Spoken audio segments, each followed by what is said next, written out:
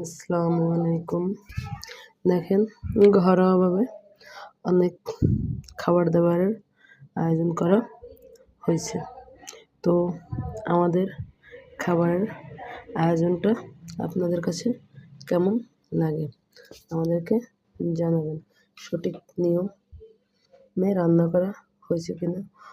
ওখানে ডিম রান্না করা আছে, এখানে ট্যাংরা মাছ ভুনা করা আছে, এখানে মুরগির গোশ ভুনা করা আছে, এখানে শসা, পেঁয়াজ, টমেটো, কাঁচামরিচ দিয়ে স্যালাড বানানো হবে। আপনারা কীভাবে স্যালাড বানান জানাবেন।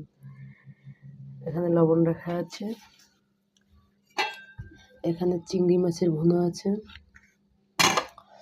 তো এখানে থালা প্লেট, গ্লাস পানি ইত্যাদি 7 আপ আরও আছে।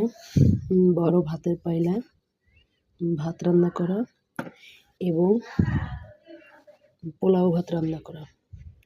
আরও পাশাপাশি আছে গরুর গোশের ঝোল রান্না করা। আমাদের জায়গাটা খুবই সংকটময় মনে হয়, তার জন্য